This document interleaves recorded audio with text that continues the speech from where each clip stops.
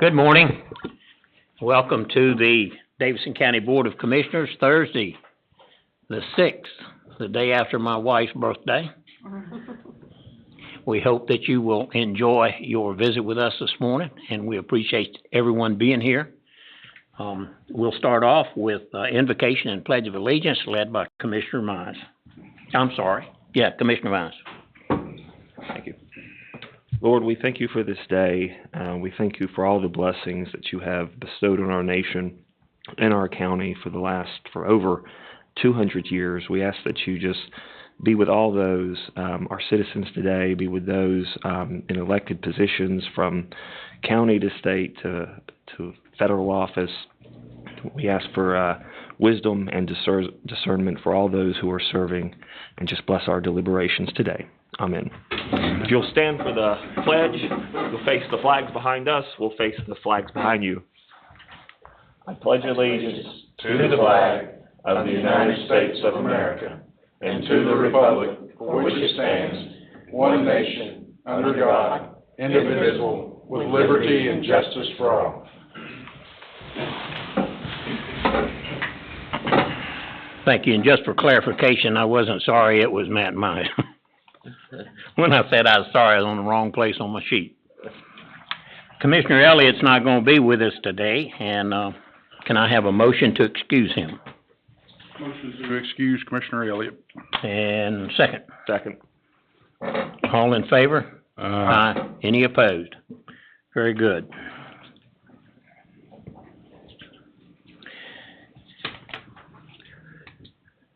Commissioner Shore, you want to go ahead and recognize our veterans? Thank you, Mr. Chairman. We have started a tradition here, and I'm very proud of that tradition. We'd like to recognize all of our veterans. If we have any veterans in the audience today, would you please stand and be recognized? Thank you very much. Also, if you've not received one of our pins, I'd love to present you a county pin that says veteran on it. If you guys will come up, be glad to give you one.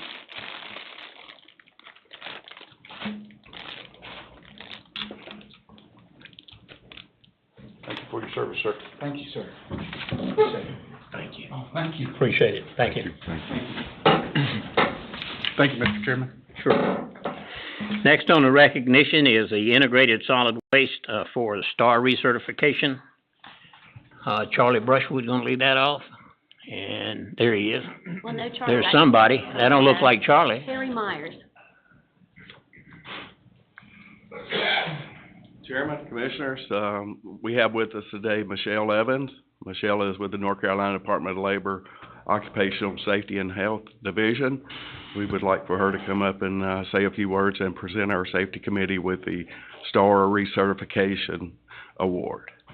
Thank you. Thank you.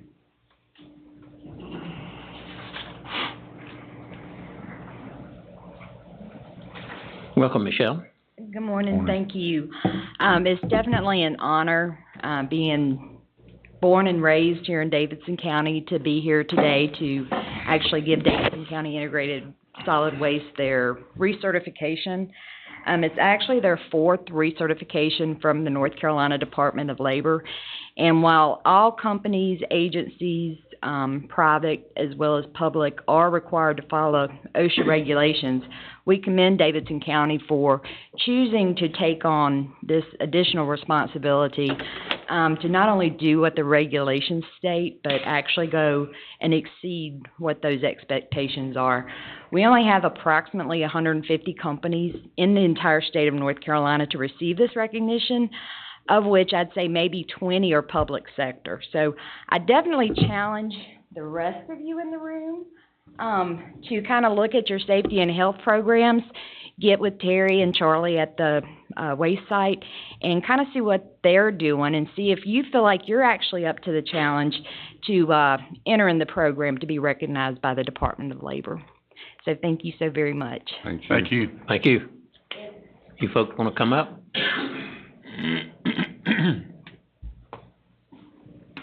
So it's my honor and privilege on behalf of the North Carolina Department of Labor to present you all with this 4th recertification acrylic star. Awesome job. Woo-hoo!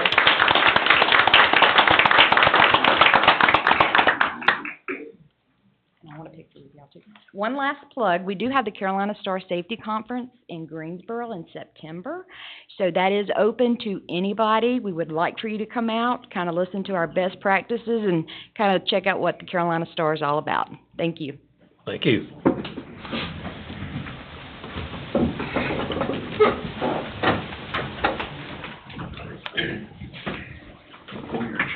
Am I good? You good, Jay? Yes. Got it. 1, 2, 3. 1, 2, 3. 1, 2, 3. Congratulations, Joe. Congratulations. Thank you very much. Appreciate the good work. Thank you.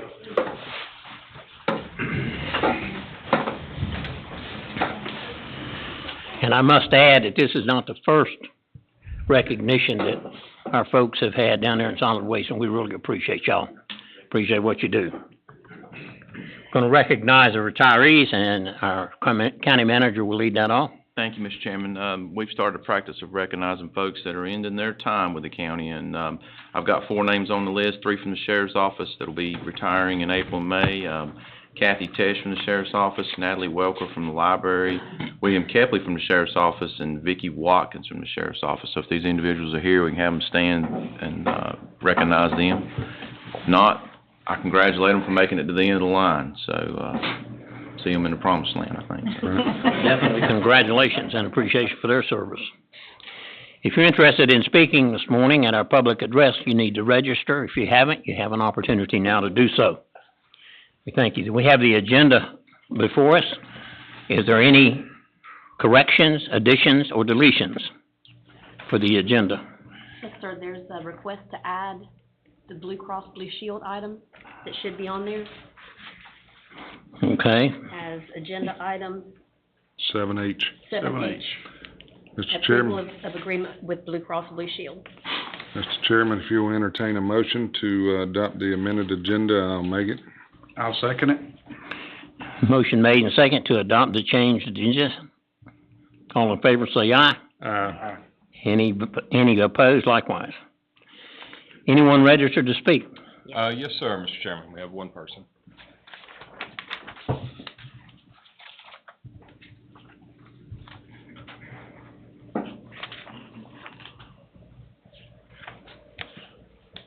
Sandy Motley.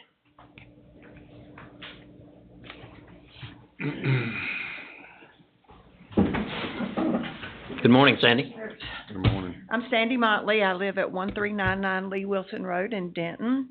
And today I wanted to bring 3 concerns. The first is the resignation of our public health director, Lillian Kuntz, and more importantly, why she felt it necessary to leave her office, and that is very concerning to me. The second one is what was discussed at the last commissioners meeting and the resolution to disband the Board of Health and what that would mean to our county. And then lastly is I am honored and glad that Davidson County is going to get additional opioid settlement dollars. I am concerned that those dollars are still sitting in a bank and not being used to serve our people. I understand that the committee is doing what they feel like is due diligence, but I was very concerned to hear that Plan B had not even been looked at. And how can you know what is best for our county if you don't know what all the options are on the table? So my personal feelings is that more money needs to be spent on prevention, education, treatment, and therapy. We have trauma-informed or trauma-based children who are living through all of this disaster, and they need help, and we need to be giving it to them. If we don't stop it on the front end, treating it on the back end is really not making a lot of difference. Thank you. Thank you.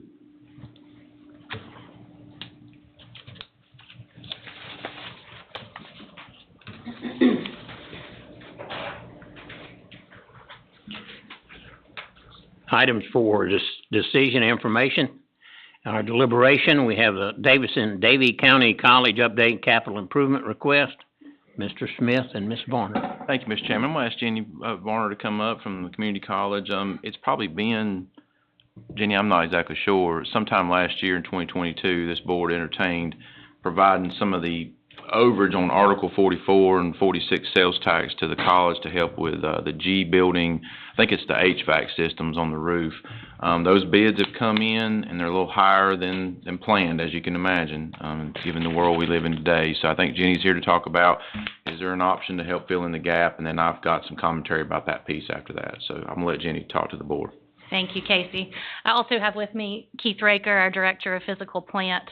So thanks for giving me a chance to update you on this HVAC project. It's actually, I think, been since 2021, Casey, when this... I knew it had been a while. Yeah, it's been a while. This board originally approved $900,000 based on an HVAC study we had done to replace these rooftop units on the G building. And G is our largest classroom building. That's where we see the greatest number of students every day. Originally, after you approved funding for this, it was kicked back to us by the state construction office because they wanted us to include variable air volume units to increase the energy efficiency of these units, which raised the price to $1.1 million. Our trustees approved that additional money without coming back to you, and of course we thought that would be the end of it. But then as that process moved along, you know, state construction, design, the bid process, when the bids came in, there were 3 bids on the project. The low bid was just over $1.6 million. So that puts us $517,222 over the $1.1 million budget. And so that is the request to fund this project. Any further clarification? Any questions? Additional funds, I'm sorry, what was the additional funding needed?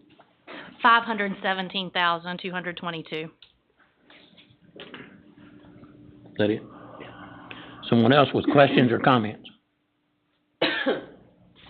Where are we gonna take the money from? There's funds collected from those 2 articles of sales tax that we put up in a reserve account for education.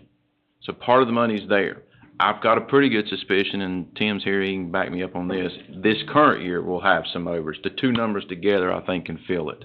So if it's amenable to the board, I can move it to consent to the next meeting. But I think that's what the purpose of those monies are for. If Any it's other pleasure of questions? the board.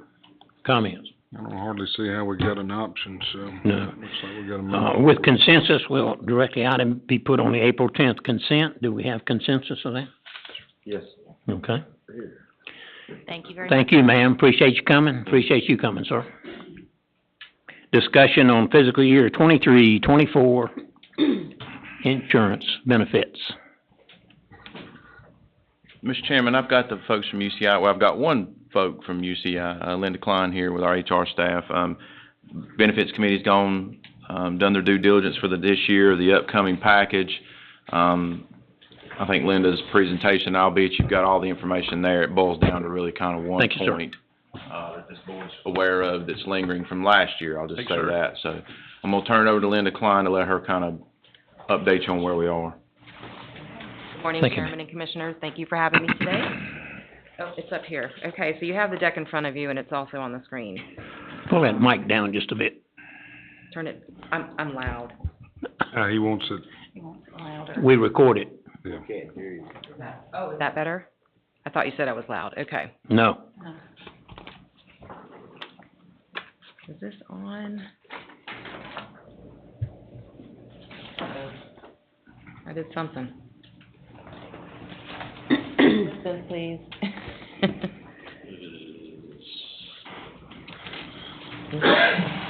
You're gonna have to get longer arms. On the right. Okay. All right. So starting with, let me back up here. I need to, get my order right. Starting with the agenda, what I'll do is review the 2023 renewal calendar, all the benefits that are renewing this year, and then I'll just dive into each of the benefit renewals. I really only intend to go to about the first 13 pages of this presentation. It's about 50, but the remainder is just supporting documentation and data. I'm happy to go there or answer any questions that you have, but I think I can cover it. in the first 13 pages of the presentation. So the renewal calendar for this year, what's up for renewal?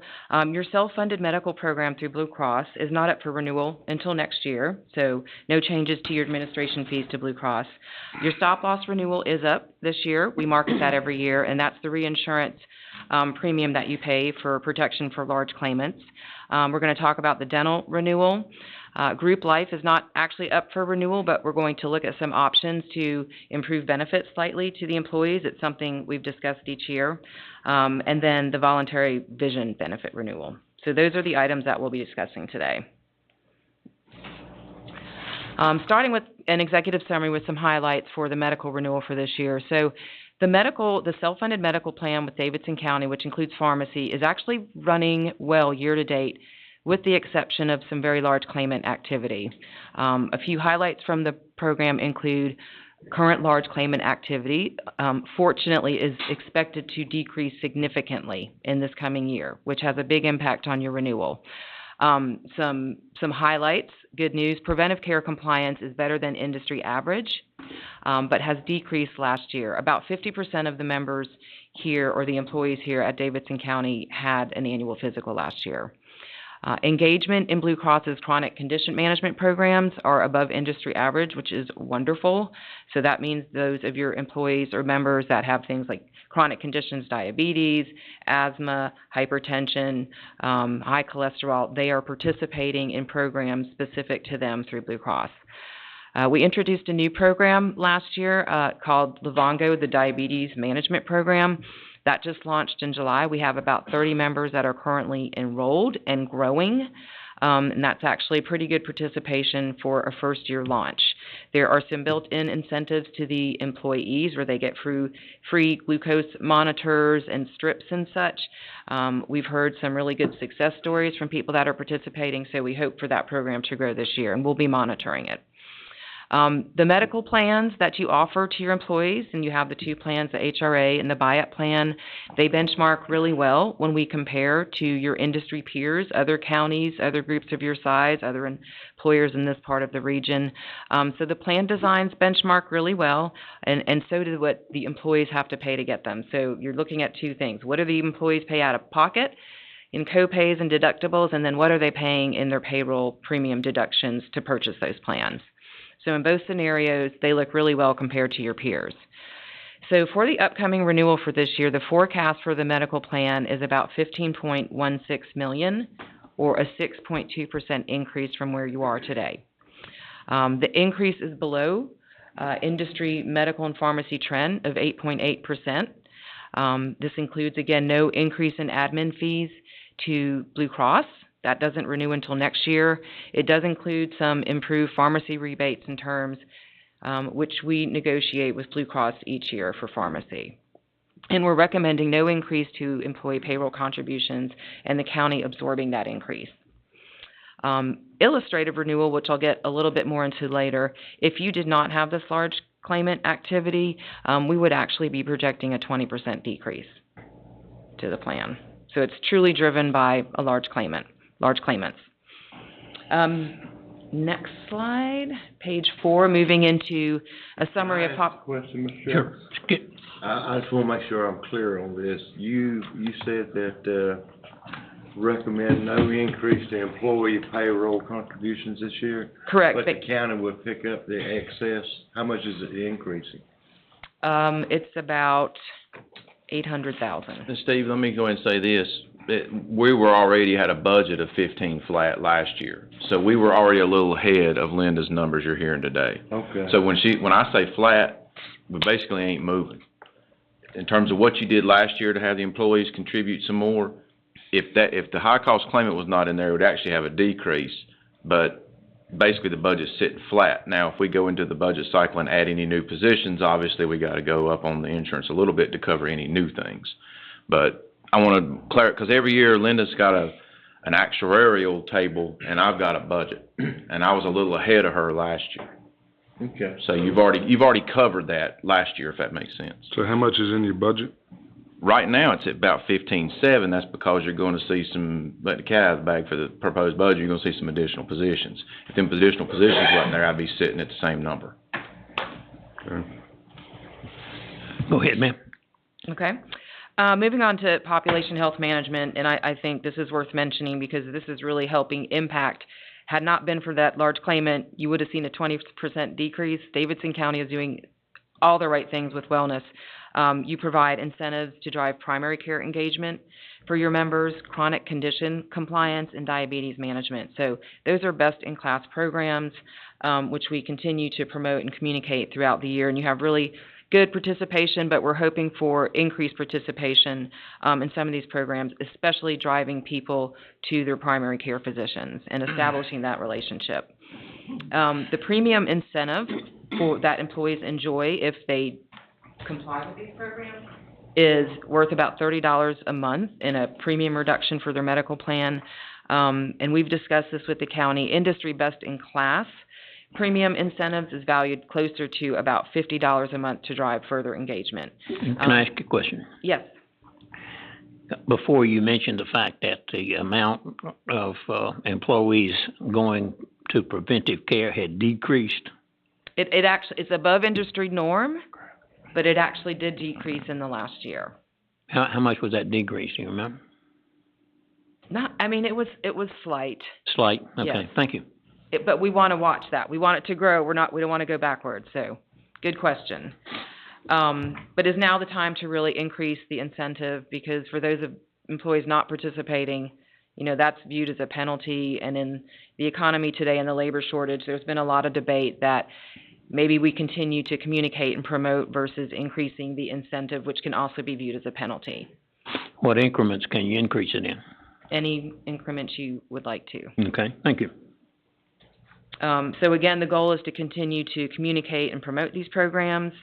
And we're also currently reviewing the PCP engagement program to simplify participation. We've heard about a few hurdles that employees have had with participating, not necessarily making an appointment with their doctor and getting in, although sometimes that's hard if you don't already have an established relationship with a primary care physician to get in. But then there's some paperwork associated with that. So we're looking to simplify that for the employees to make it easier for them to participate. All right, moving on to FSA and Basic Life. So the FSA, of course, is a flexible spending account where employees benefit from pre-tax contributions to help pay for any out-of-pocket expenses for medical, dental, and vision. We recommend increasing the FSA maximum where employees can increase what they're contributing to the new IRS 2023 maximum of $3,050. And also increasing the maximum rollover that they can use to roll over from one plan year to the next if they don't use it all, to the IRS maximum of $610. And again, that is all through voluntary employee payroll contributions. Basic Life and AD&D. So currently the county provides Basic Life and AD&D coverage to all full-time employees of $10,000. We are recommending that you increase that benefit from $10,000 to $15,000. The cost of a burial and other expenses has increased to help cover that cost. So that would be an additional $8,000 in annual premium to the county to improve that benefit. How many of those do we pay out in a year? How many? It depends on the year. I get that, but yeah. What's an average, I would say less than a handful. You might. Between 3 and 5? Yeah. 5 is a rough year. I think last year was 3. And during COVID, we definitely had more. Any other? Okay, I'm sorry, Mr. No, Chairman. no problem. Good question. Yep, good question.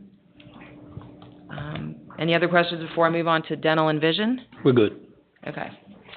Dental, which is on page 6. So this is a voluntary program that the employees can participate in. So we actually marketed this program back in 2021 and moved from Humana to Delta for a 5.5% decrease to employees, and we also improved some plan features.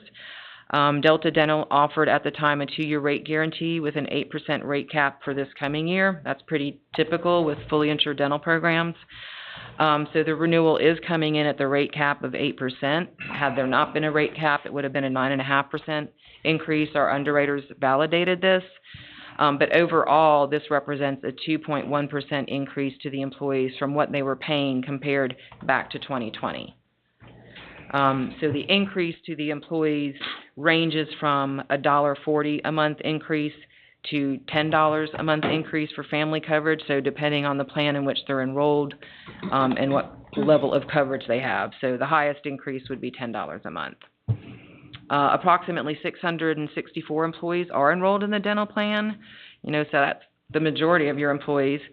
A good portion with 50% enrolled in the base plan and 50% enrolled in the buy-up plan. So clearly your employees are enjoying the choice between the two plans, and they have the opportunity each year at open enrollment to move back and forth. So if they don't need the higher coverage, they can switch to the low plan. If they, decide they have kids that might need braces, they can go to the high plan at each year at open enrollment. The vision plan, this is another voluntary program through IMED, a 0% increase to employees, and we're able to increase the frame and contact allowance for each member that's covered under the plan, increasing that from $125 to $140. So more benefit for the employees towards their glasses and contacts. And a new 4-year rate guarantee, so that doesn't renew again until 2027. Just, you Question. may know this, I'm sorry, man. Go ahead. You may know this, you may not. You know what percentage of the people who sell eyeglasses, the frames, just actually covered? Because as of yet, I found nobody who will take it. The participating providers, that's your question. I mean, IMED is one of the largest, if not the largest, has the largest networks of all the vision carriers out there. So they have a lot of the chains. This is something we've looked at and marketed in years past, and the best coverage for this area, IMED was one of the top providers. But if you're having some issues, we definitely would like to hear about that. Yeah, I've even switched providers of these frames and glasses, and they didn't take it either, Okay. So it's done me no good. I'll just say that. And if it's something that we're going to pass on, I think we need to make sure it's working. Absolutely. Yeah. No, that's a great question, and I would bring that to the attention of, HR, Nate and Tony, and then we can kind of dig into that further. But I haven't really heard issues, but that's something we can certainly monitor. A lot of times, just to comment, a lot of times it's the doctor's practice that refuse to be on the network. Yeah. Definitely. All right. Thank you, ma'am. Good questions and comments. So, getting towards the end here. So overall, executive summary, what I mentioned in each of the pages beforehand, we're recommending no premium increase to employees for the medical plan, recommending increasing the FSA maximum, increasing the basic life benefit, renewing with Delta Dental, and then renewing with IMED. So those are the recommendations we're presenting to the board.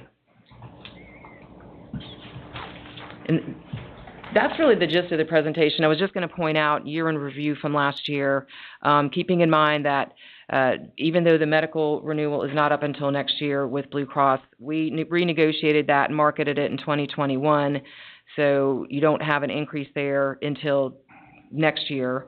Last year we projected a budget increase, and we did actually pass on an 11% increase to the employees, but it's been many, many years. Most years in the past 5+, no increase has been passed on to the employees, and the plan's been running well. So this year, we're happy to recommend no increase to the employees, especially in light of what's happening in the economy and the labor shortage, et cetera. So, and we will be marketing the stock. We are in the middle of marketing the reinsurance program this year. So really, the remaining of the document is just supporting pages with additional data to support what I've gone through. I'm happy to go through those if you have questions about the numbers, or I'll leave that up to you all. Any questions? I'm good. Take a minute to look at that and see if you have any questions. It's a very good job, and the fact that Davidson County is really below average in claims, and we look forward to the time when the large claimant successfully is off of the program. Not wishing ill for them, but that they would be able to be off, and, we could get some actual, premiums for our employees based upon the population that we have. You folks do a good job of marketing this, and we really appreciate it. Any questions? No, sir. No questions. Refer this to the consent agenda, and we really appreciate y'all coming. Thank you, Thank Chairman. you. Thank you, Commissioner. Thank you, Linda. Why do you even bring that other guy? You do such a good job. Can I quote you on that? Yeah, go ahead. Oh, it's recorded, I'll let them know. Now, we have a discussion on a talent acquisition specialist. Casey? I'm gonna have to get Tony up here to help me as well. Several of you have come to me and talked about this during the course of this year. I guess, what's referred to as the tight labor market's here to stay for just a little while. Doesn't appear to be any easing points coming right this moment. And so the question is it time to have someone specific in HR that does more recruiting, has some tools, so to speak? There's databases and software out there that provides the ability to basically see who's out here looking for the types of jobs we've got open, get a little more surgical about it, but also have the ability to have someone that's dedicated full-time to going to the colleges and things like that, looking for folks that work, because it's getting to the point where, and my department heads are feeling this. In the old days, they used to come here, thanks to what we just talked about, good benefits and things like that. I guess we're all competing into that world at this point. So rather than waiting for them to come to us, it appears to be time to go to them. And that's really what this is all about. This was a position that, I'll just go ahead and tell you, we were seriously considered putting in next year's budget. So the question is, rather than wait another month or two, is it time to go ahead and because it takes time to recruit someone for that job, et cetera, is it time to go ahead and start that process now rather than wait a couple of more months? That's how we got here, basically. I'll turn it over to the board for any kind of feedback that you can provide. What's the parameters of this position? In terms of job responsibilities? Yeah. And how much do you pay? It's probably around 45. 45. Yeah, I think I put 48 in the budget, thinking that if we pick somebody with some experience, but I think the pay grade starts at around 44, 45. Tell us what he does. I'm sorry? Tell us what he does. So I would envision this person as Casey. Or she, I'm sorry. He or she. I would envision this person working with department heads to increase applicant flow. One of the things that I was quite surprised that I was putting some numbers together for the budget to give to Casey, and we track how many applications we had. Well, in 21, we had 7,100 applications. 22, we had about 5,000. And that number continues to go down. And so, granted, you would think out of that many applications you could find people, but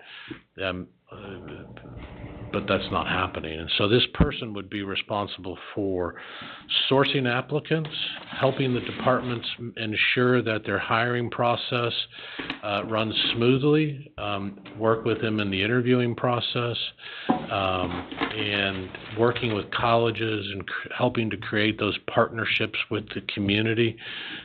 There's also an opportunity, I think, for us to create not only partnerships with the community college, but also other community groups within Davidson.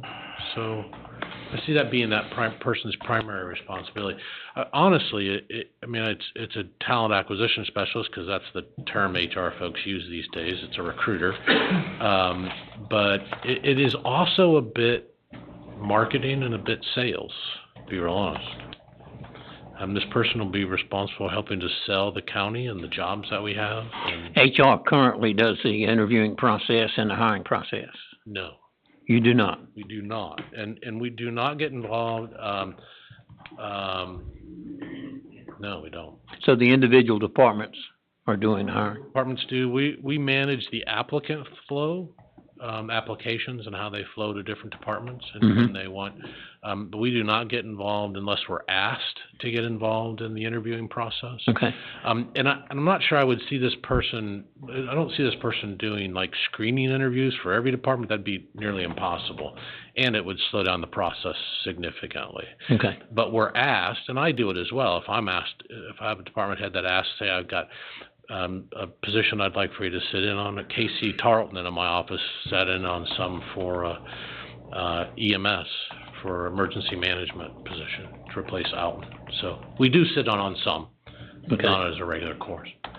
I've got other questions, but y'all have any questions? Yeah, go ahead. I was gonna, let you know, we discussed this the other day in our DSS board.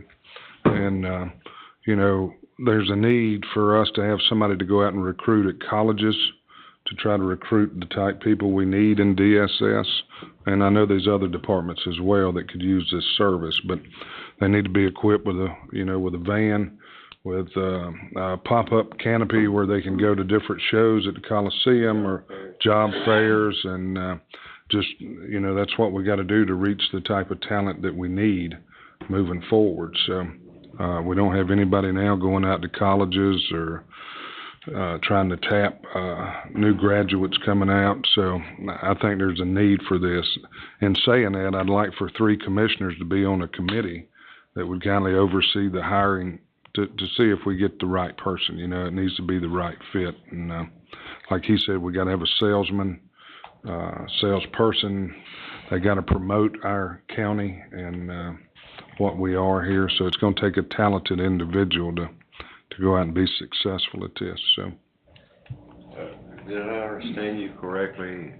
That person would only inject itself upon invitation from a director? I'm sorry, I didn't hear you. That person would only participate within a department at the invitation of a director? I would see that, or a manager or supervisor. Doesn't have to be the director. It could be anybody that's hiring for that position. What was that question again? Move your microphone there, Commissioner Shell. I didn't hear you. If I understood you right, he would only be there upon the request of the department head? Well, or hiring manager, supervisor. See, I would think they'd look at any open position we have and try to recruit for all those open positions. Yeah, I'm talking about actually interviewing, like initial interviews. This person would be responsible for sourcing and getting applicants for all positions, but only directly help interview candidates if they're asked to by the supervisor or... If we have a problem within a department of acquiring help, does that director come to you and tell you that we have a problem, and then you make that determination as to whether... Yeah, I've had that happen. Okay. Yeah. And we'll make sure that doorway's open, Yeah, we'll go in and work with them and find out why their hiring process is slow or what's going on, and kind of that whole process. And as well as try to do some education with their hiring managers. Tony, would this eliminate a need for, like, we've tried to use headhunters before, and I think that's pretty expensive. Is that correct? Yeah, absolutely. So that would this eliminate the need to I guess to have a contract person like a quote unquote headhunter or whatever? Yeah. Okay. Yeah, it should. I mean, where we can do those kind of things internally, I much prefer to do that. Now, I mean, there may be one position in the county that I might suggest a headhunter for, but that would be it, probably. Okay. And we've only used a headhunter once, but that's kindly... Question? Yeah, headhunters are really kind of expensive. Right, that's what I was getting at. Yeah. Matt? Yeah, quick question. So you talked about one of the main goals being, I guess, really the top of funnel and getting folks in. Yep. So currently, you said that the departments pursue things kind of in their own way, correct? Correct. So is there the possibility or an opportunity for this individual to provide some consistency across departments? Absolutely. Okay. Yeah, absolutely. Yeah, I think our department heads are doing fine, but absolutely, where we can streamline things, where we can make best practice suggestions, this person will have that opportunity to do that directly. We've never had a very aggressive recruitment campaign since I've been here. I haven't seen it. I mean, we've done, you know, now DSS did a job fair a few weeks ago in the downstairs and acquired some folks. So just by being in this building, imagine if we try to go out into the world a little bit and try to, and again, some of the tools, software tools I've seen where you can see resumes of people looking for specific jobs around you, pair that up with folks from, they got local government software, you can pair them up and look for that. I mean, it gets a little bit more surgical then, you know. Should also be a social media. Right, boosting them up on the ads and things like that, yeah. I see Trish back there, and you mentioned the job fair that she had last week. Trish, can you tell us a little bit about the job fair and how many people? And this was just here in our building downstairs, so was my understanding. Well, she's coming up. We are participating in the community college's job fair on the 12th. HR is going to be At the community college? Yeah. Okay, good. Hey. Hey, good morning. So we had a very small turnout, but we were able to interview and do salary calculations right there. We had about 12 people show up total. Wow. We're doing another one on the 20th, which is, we found out the same day that the community college is doing one in the morning. And so, again, we're competing. Forsyth is doing one every month. Last month, we didn't realize that we competed on the same day with Forsyth County. So every county is doing this. But IT set up computers downstairs, so if folks had not had not applied, they sat at the computer, completed an application. Then we had HR staff down there, and they helped us explain benefits, and then we had supervisors from every area. If they expressed an interest in multiple areas, then we went and let them talk to. So it was really a very free-flowing. Our space was a little tight because of the room we had downstairs, but we're going to do it again. We're going to maybe eliminate a few tables this time and have a little more space between. But I think if we do it enough, folks will start looking for it, and so we'll do it. We'll try to do this monthly for a while, which is what Forsyth is doing. But again, we're competing. Right. So we've tried to post it to our social media. IT created a Laserfish form, so if somebody's interested, they can pre-register, so we can already start looking for their application. But it's just a matter of getting it out. We don't know where to go to get that. We post already. We have a website the state created for us with a QR code that people can scan and go to. We have some positions that we've had 4 or 5 applications on in months. And these are high-level social work positions. We're just not getting the applicants. So you will be going to the community college as well? We are definitely sending materials with Tony, and I'll probably send at least one person to represent the agency at the community college. And we have an intern who's through UNCG. She has done some job fairs for us as well. But unfortunately, we don't have the staff to just go out there and do it. So I do appreciate what HRIT is doing. Because I think it is needed to have somebody visible at the colleges and at other locations to help us recruit. Okay, thank you. We put out an email to all departments that are doing that as well, so they had information to give to us, and we'll have openings, the openings that we have will be there. You get advertisement in the papers? We did not. We are using our website and social media. I guess we could do the newspaper. We don't really have a budget for like advertising. Most of the time they'll run free. Well, then I'll check with them. I like free. And there's an organization called Davidson Local that is free, and they post it all the time. I'll definitely put that on our list. And you can also advertise on the radio in the morning, and it's free. Those are good ideas. Trish, if you would put like a small press release together, I'll send it out to you. Well, I've got a flyer that we've sent, so Jason posted it to Facebook for us last time, and so we're going to shoot it to me, I'll send it out to my media list. Thank you. You're welcome. Tony, are we going to other places besides Davidson Community College as far as recruiting fairs and so forth? Are we going? Not We have a question for Trish. We had a question. Commissioner Watkins? Trish. haven't identified any other. Commissioner Watkins? This is my wellness plan today. I just have one question, Trish. Out of that job fair, have you successfully put a few of them into?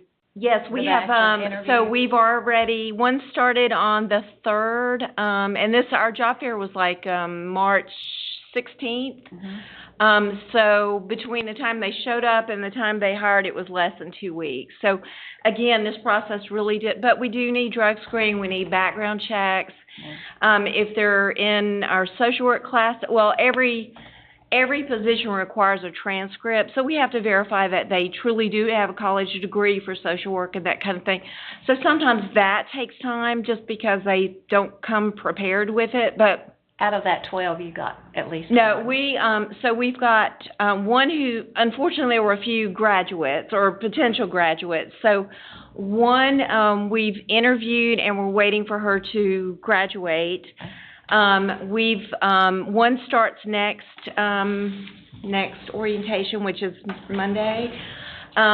So we've got at least 2 or 3 out of that, and there's a few still in the pipeline. So, Pretty good. I mean, we've had probably better than a 50%. I mean, we didn't have a great show, but, and I just want to comment that we were at like 52 vacancies, and last month we showed 35. Unfortunately, I continue to get resignations. I just had 2 this week. But we are our income maintenance area is almost where we need it to be. So and that's why we need to be reaching out to colleges and trying to get what we need. You know, and I think having somebody in the county, I'm going to put a plug in for Tony again, having somebody in the county who can really dedicate themselves, because we have too many vacant positions, and the department heads, we really want to invest our time. We just can't be everywhere, and our staff have so many other jobs to do because of vacancies. Right. We just can't do it. It's not that we don't have the interest or the will, we just don't have the time. well, and sometimes it's not your talent either. You Right. know, I mean, if it's your talent to do this type of job, you can't be good at this. So, to me, I think it's imperative that we at least try it. And Commissioner Shore, you have a question? Did you have a question? No, I think she answered one of the questions that I was asking. I am going to ask Tony though, or an idea rather. Since Trish mentioned some of them didn't come with some of the stuff, maybe we can put requirements out there when we do these job fairs and so forth. You know, maybe what in her case specific to, like she said, some of them didn't come with their transcripts and so forth. Maybe Put that in there. She does. Okay. She put actually, she did a really nice job. A registration form, part of the advertisement was, and It's probably just a case of they didn't necessarily read all the information. Yeah, you don't. Yeah. Okay. Yeah. And I If in fact we approve this person, I would like to see a job fair for the county be his responsibility every month. Oh, absolutely. And they can hold it up here, or they can do Absolutely. whatever. I think that's a perfectly great, Yeah. that's a great idea. And I would like to see some records that kept for this individual about, the amount of people that actually came in by his efforts. Sure. And you're not gonna be able to tell exactly. Sure. But how many come in by the job fairs? Because that's important as well. I'm on a hospital board as well, and they send people out to the community colleges, not only this one, but around, and they get very few applicants as a result of them going to the college, because you're going to the college before the people are even qualified to go. Right. And not only are they going, but every other hospital is going as well. So going to the college is good PR, but I don't think you get much out of it, because you're talking to people who aren't even in a position to make a decision. Right. It's for future. Yeah. And I think, as Casey mentioned, I mean, we have been pretty passive in terms of recruitment, and I think we're at a point where we do need to be much more proactive. Well, if it jumps up next year to 7,700, we don't have to be pretty active in pursuing. I mean, that's a lot of applicants anyway. That's a lot. what I'm looking for this person to do is hire graduates fixing to graduate from college. Right. That's where we're fishing for, is the graduates that's coming out. So we're looking at the seniors, trying to pick those folks Yeah, but you're up. still not gonna hit them. I mean, you get them before they graduate, You don't know where they're going. A lot of them's already got Well, at interviews least and you got plans. a chance. If you're not out there in front of them, you don't have no chance at all. So, Yeah. But again, I would like for at least a couple commissioners to sit on this committee in this hiring process and maybe follow it on through, like Fred said, to keep up with the statistics to report back to the board. Because if this don't work, I mean, I don't want to keep it going 3 years from now or 2 years. We need to know what our numbers are yearly, but if we see it's not working in a couple of years, then we do away with it, you know? I would think that HR could keep up with those numbers. Oh, yes. Yeah, I will tell you, I mean, just as a footnote, I absolutely agree, and we should be able to. And Casey and I've had this, we do not have the technology to do it, so. Technology to do what? Keep up with where applicants are coming from, who's interviewing, where, when. Well, if we don't have it, he's not gonna have it. No. Casey? Yeah, no, I know, but. Because he can be working for us. There's no way he's gonna have it if it. We do need to make sure this person has. But as some much as tools. possible, you devise a method to where you be able to determine. Yes. I know whenever I get somebody that comes in my shop, I ask them why. Yeah. You know, what brings them here, and they generally will tell you. Sure. You know, saw your ad, heard you on the radio. Right. You know, or my insurance agent canceled or something. They give you a reason. Right. I think it's a good idea. Any other questions? Comments? One further question, I don't want to take us off course here, but just kind of thinking through the overall, I guess, acquisition funnel. Do we currently do internships here? Some departments do. Okay. EMS, DSS does, health department does. Yeah. Okay, because I would think, at least in my experience in the corporate world, is usually with talent acquisition and internships, they're not disparate, right? They're connected in some way because that's the pipeline. Yeah. So I would want that to kind of be top of mind too. Internship program should be a significant pipeline for us. Yeah. Okay. And just to touch on the headhunter, we haven't used them but one time, and it was unsuccessful then, but we used them for a position that nobody could fill. Right. And headhunters still have a place. They are throughout the market. Yeah. And on those hard to place That's right. positions, we may still have to use headhunters because this person is not going to have at his hand all of the information that's available to go out and look for these, because these people actually call companies where people are working. They do. And they ask have a for, database full of potential applicants. Yeah. So there's a place for them. If we should approve this, I would recommend that we review this in a year and try to determine exactly what the results are, because 48,000 and a van and all this other kind of stuff, we need to make sure that this is going to be paying off. And I would recommend a year. Is there a consensus to put this on the agenda? I'm good with it. Any other questions? Thank you very much. Okay, thanks. Next is a discussion on a new career ladder for public buildings. I don't see any ladders in here. That's what we're hoping to lay out. Thank you, Mr. Chairman and Board, for hearing me this morning. This is comparing the old career ladder to the new one, which is in your packet.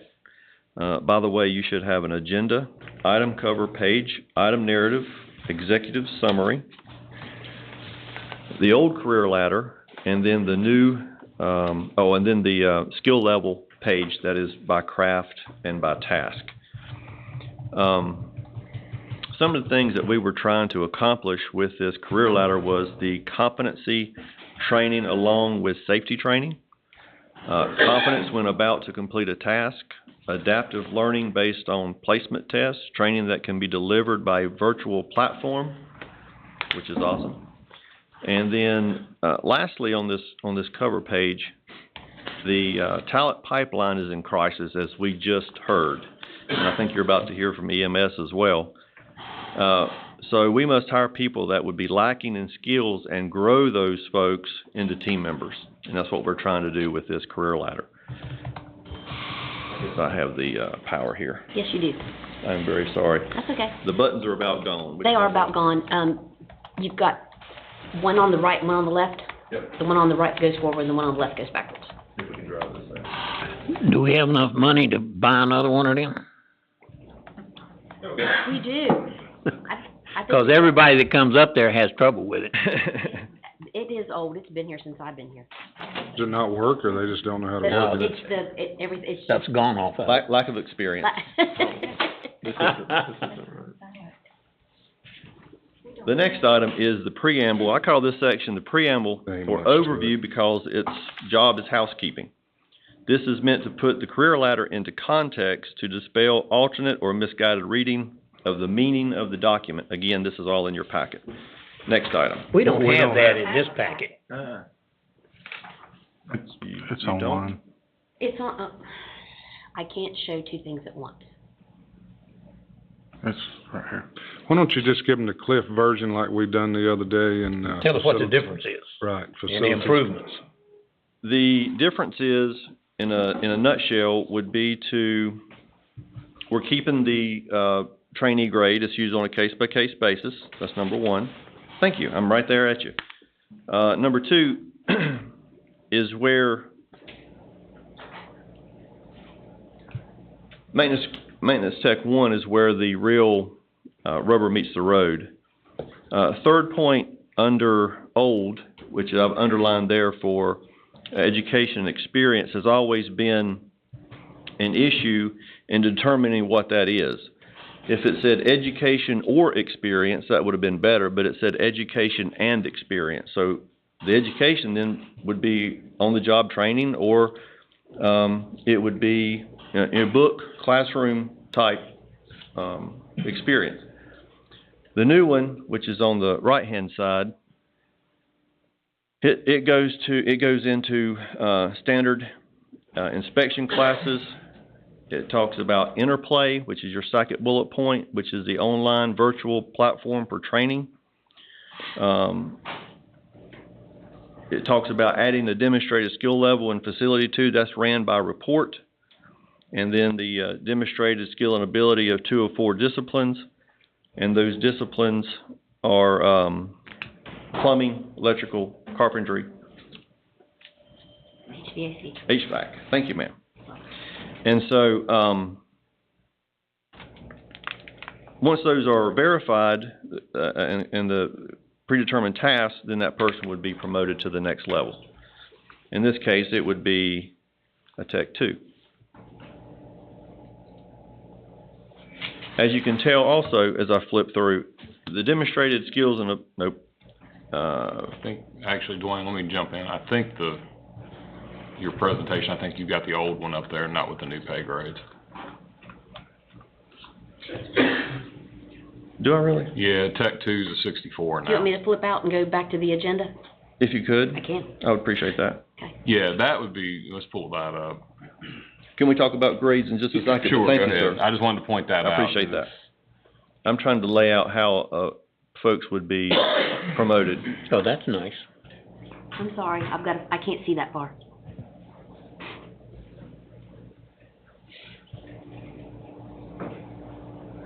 Under Tech 2, the old way would be have 8 years of equivalent education or experience. Under the new one, it would be 6 months to 1 year to become a Tech 2.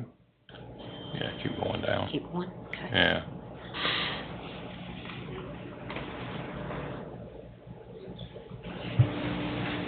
So basically what they're able to do is go online and take their classes. Yes, sir. And take a test. Yes, sir. And climb the ladder faster. Yes, sir. As well as having a competent, qualified person, which is required by OSHA, to review those tasks with them, making sure that they know how to do those tasks. All right, and sign off on Yes, sir. their capabilities. Yes, sir. And currently, even before this has started, we've begun to do that. Because what was happening, they was working there a long time and never being able to step up the ladder. To move up much. easily. Right. Yes, sir. Just to let you know, too, I'm sure the Facilities Committee knows this, but I had, within 5 weeks, I had 4 people to leave through Christmas. That was, when you have a staff of 8, 9, that's 50% in a month is pretty rough. And they felt like they had nowhere to go with moving up the ladder, you know. Is that the reason they left? I think it was multifaceted, but that was one of the common items that we heard. Yes, sir. Yeah, it was definitely part of it. But it seems like if we've got a turnover problem in every department, we need to look at something. different than what we're doing. Because the turnover is costly to the county, very costly, because you have to retrain and retool.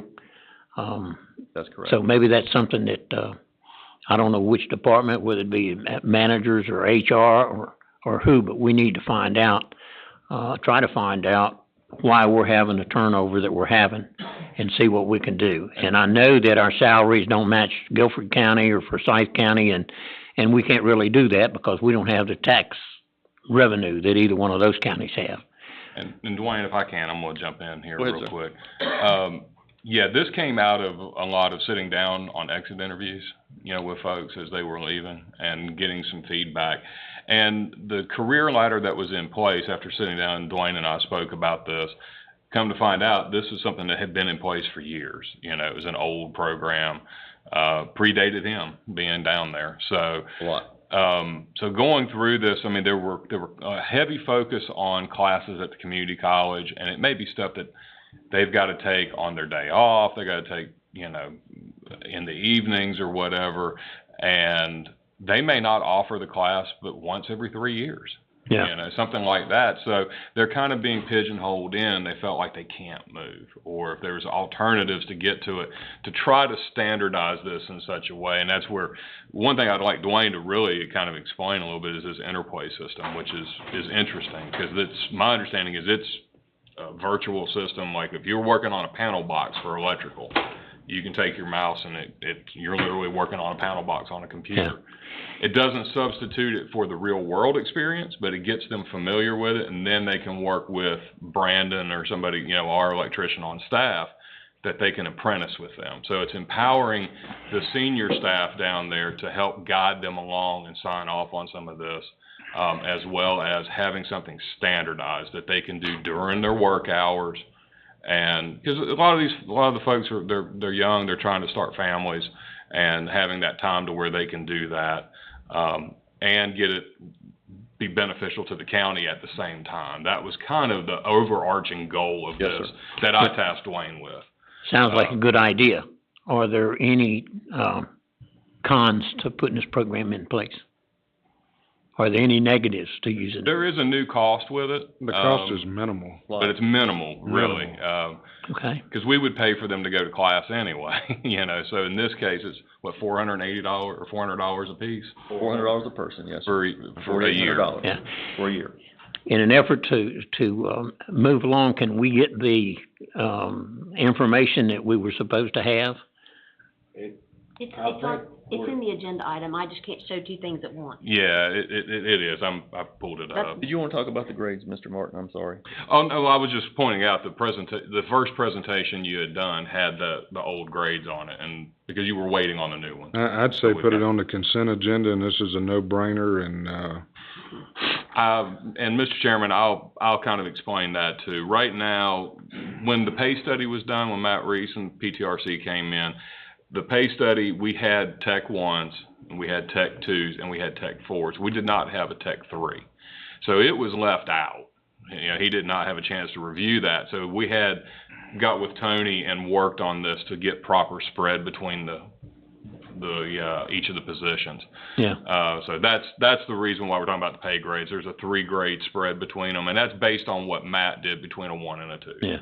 So. I agree with Commissioner Yates. I don't think that there's an issue with not doing it. So I would recommend, as he said, we do it on the consensus agenda for the 10th. And I give Dwayne a lot of credit. He spent a lot of time with his staff working through this to get buy-in on it too.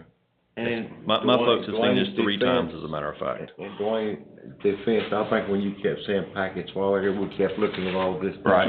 It was on our agenda package on the computers. Oh, okay. Very good. I just can't show two things at once today. Yeah. but thank you for your work. Thank you. Absolutely. It's going to save us issues in the future for sure.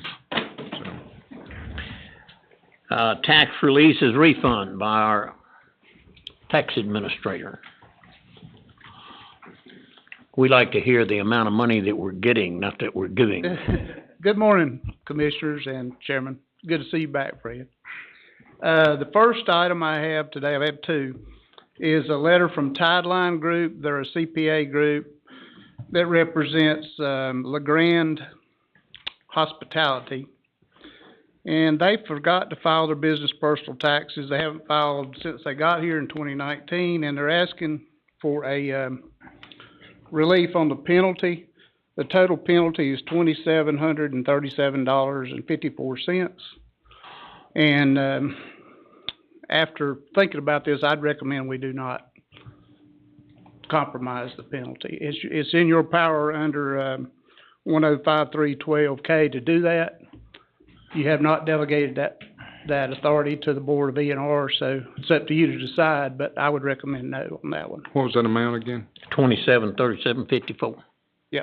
27,000. 2,700. That's just the penalty. They owe quite a bit more than that in taxes. That's just the penalty. Well, they're gonna have to pay that anyway. Right. So they've already paid it, right? No, they haven't. We're gonna bill them as soon as you decide. Okay. Any questions? Comments? Can I ask, yeah, I do have a question. Why do you recommend not refunding their money? We had a, lengthy meeting with, NCDOR where they gave the orientation for the Board of E&R members. They strongly advised against doing this because it sets a bad precedent. You know, last year we had a large discovery with another employer that was hundreds of thousands of dollars. So if you do it for one, You gotta start doing it for everybody. it just puts you in a bad spot. I got you. Okay.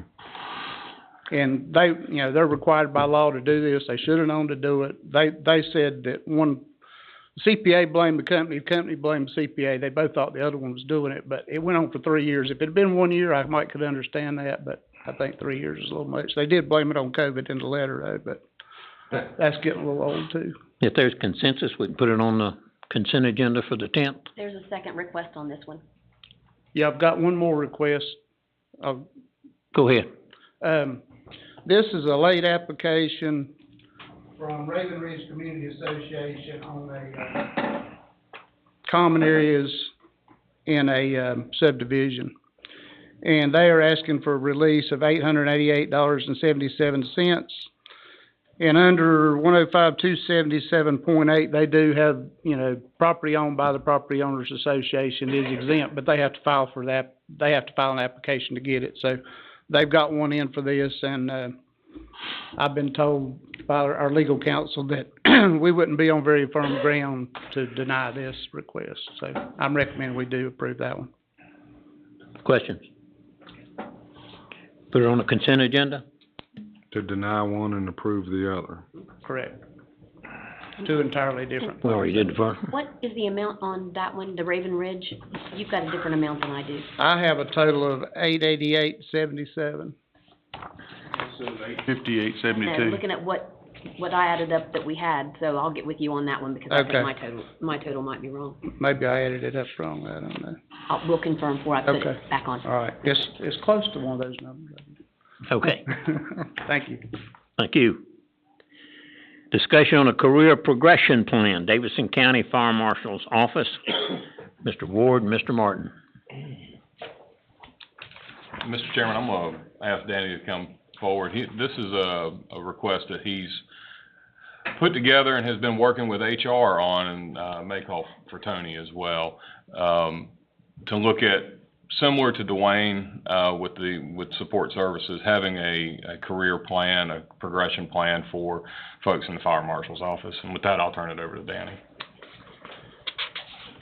Chairman, fellow commissioners, I'd like to thank the HR department and the management for their guidance and assistance in putting this together. I have with me today Deputy Fire Marshal Eric Barker, who's the main author of the document. We worked closely together, and to give him a little bit of experience in public speaking, I'm going to ask him to present this for us today.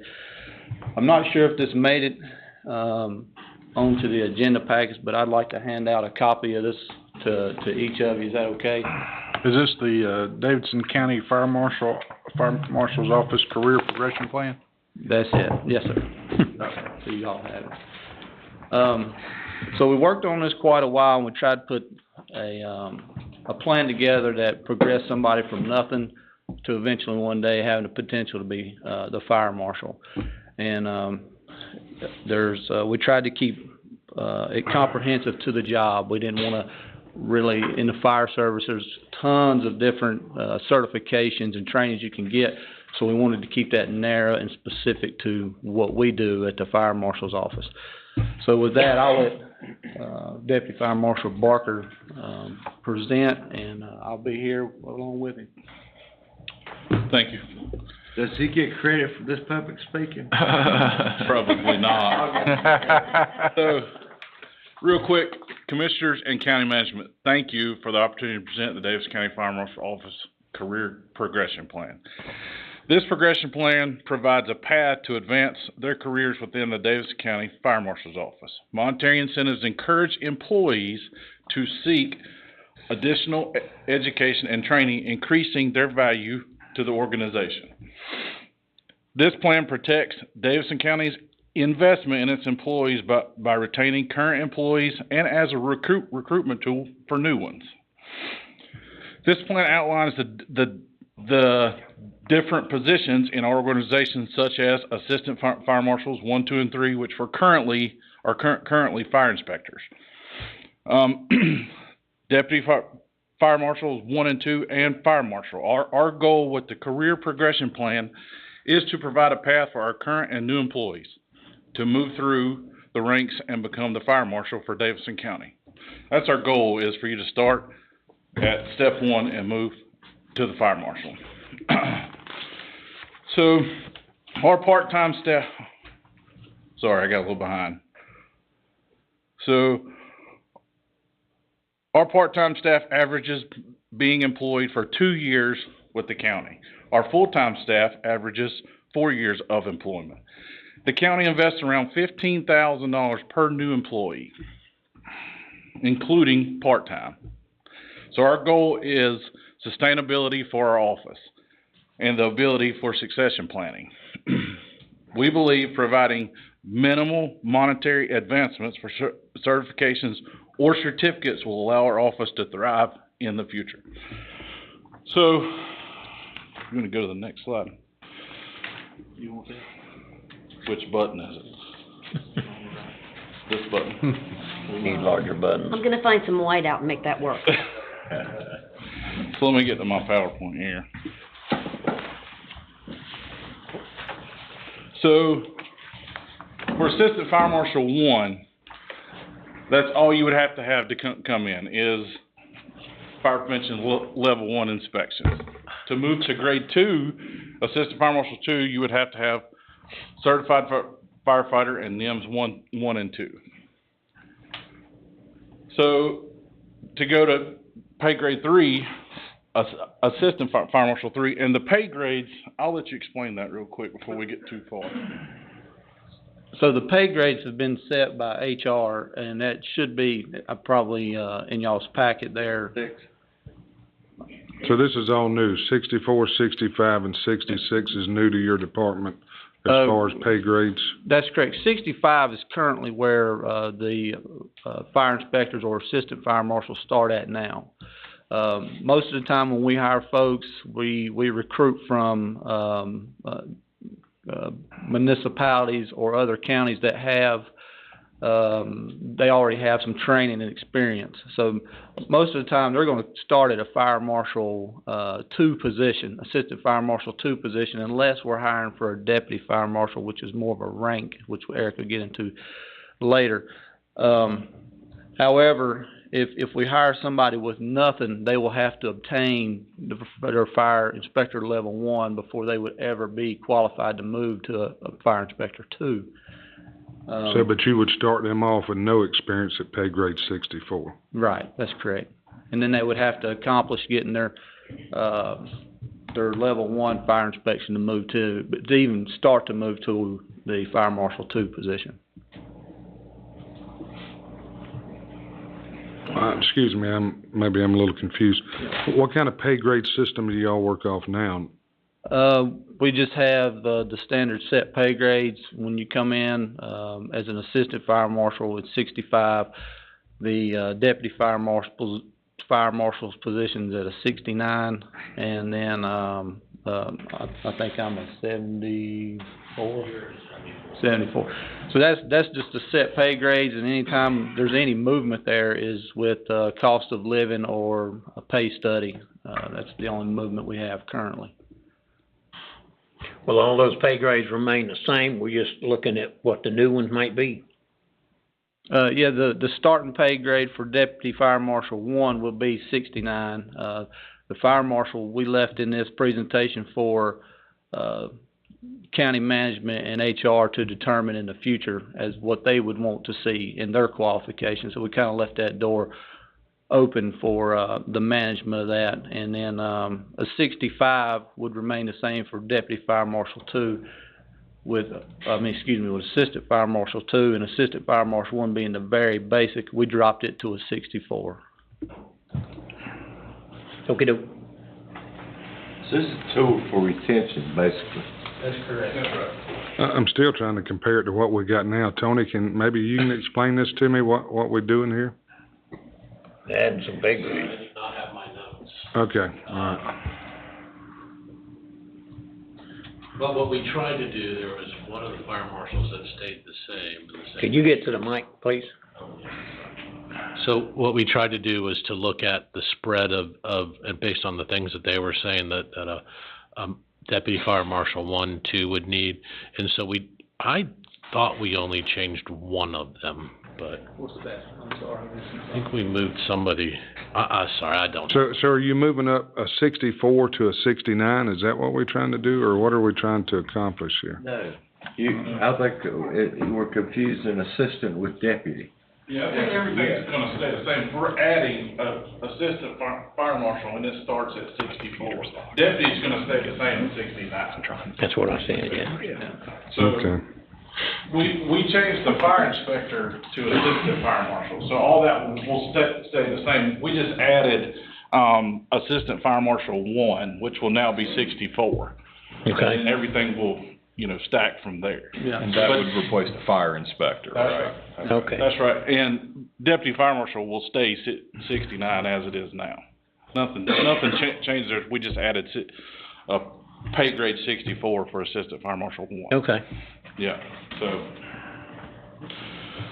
we were on assistant fire marshal 3, so as you see, the qualifications get, more and more as you move up. Yeah.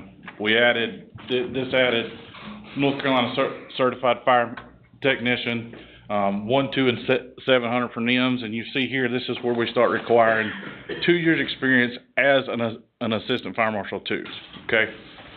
So, the deputy fire marshal, we already have this position. We just added a 1 and 2, and I'm not going to read all this because this is the classes that you have to have. That's good. To be deputy fire marshal. Deputy fire marshal 2, again, this is the classes that we want to see required for you to become deputy fire marshal 2. And all these classes are, it takes a long time to get these classes. So Understand. And as the fire marshal said a while ago, fire marshal, we didn't put any requirements on it because we wanted to leave that up to HR and county management as to what they wanted to see for that. So this is where we start talking about the in-grade pay incentives that we want to bring to you today. So a certification or certificate of completion in one of the listed courses. If approved, other training or education courses may also be eligible. But we wanted to leave that up to the fire marshal and human resources if they wanted to prove anything else besides what we have. Now, to get this, the courses shall be a minimum of 30 hours and result in a certification or certificate of completion by an accredited organization. And they have to be related to, obviously, to what we do. So this is just a list. So fire officer 1, 2, and 3, if you get those, you get a 2% for each. Fire instructor 1 and 2, fire and life safety educator 1, 2, and 3, you get a 2%. Now where it changes is when you start talking about college certificates. Okay, so and again, I'm not gonna read all this to you, but That's if you'll go to the back of it, of the progression plan, so when we start talking about certificates in emphasis in command and things like that, we wanted that to be 3% because just one certificate is a total of 6 college courses. So that takes, if you're bold, you can take 5 college courses in one semester, but I can't do that. So that may take 2 or 3 years to get that for us. So, and then the associate degree, we wanted that to be 5%. Only if it was not accounted for at the time of employment. If you got it at employment, you can't get it again, So, but that's it for that presentation. We welcome any questions you may have. We'll do our best to answer. Mr. Chairman?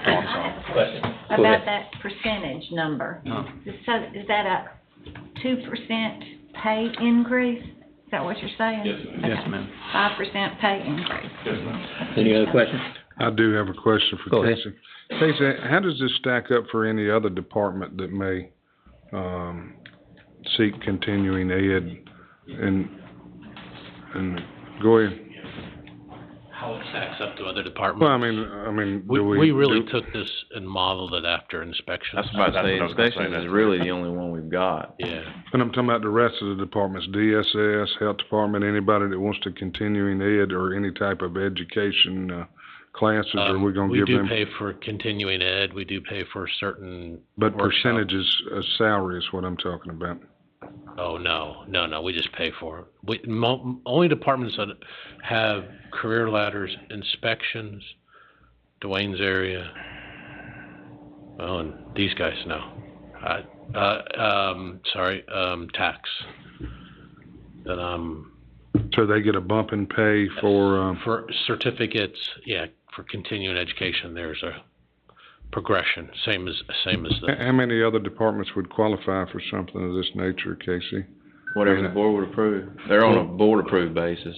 Every one of those got approved by a board at some point in time. Well, really, based on some of the conversation we had about the talent acquisition, you could really use this as part of a career progression for internships and things like that. If you're really starting to grow your own, EMS could do it if they have certain levels.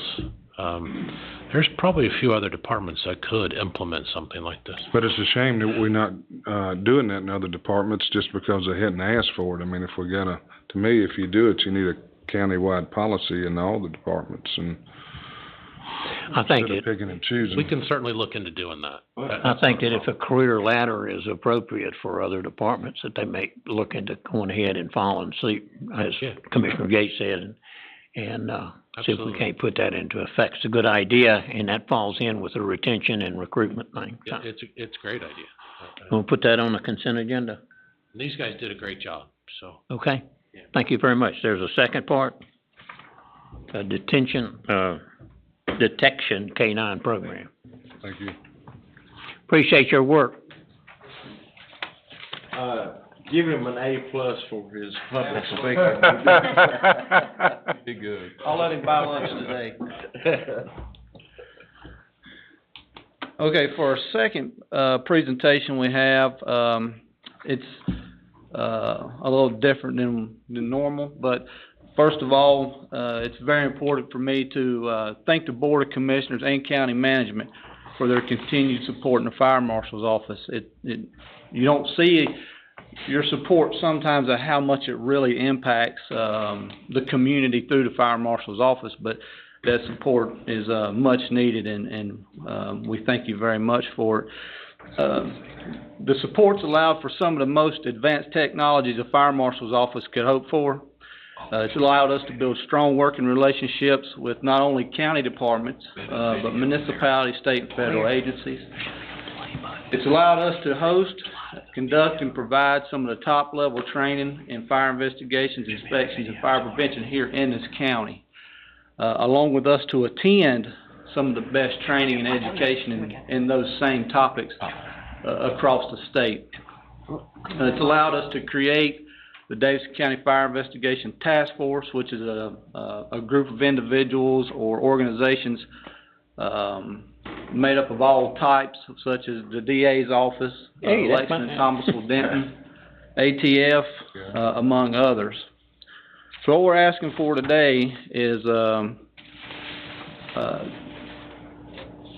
start a partnership with the ATF.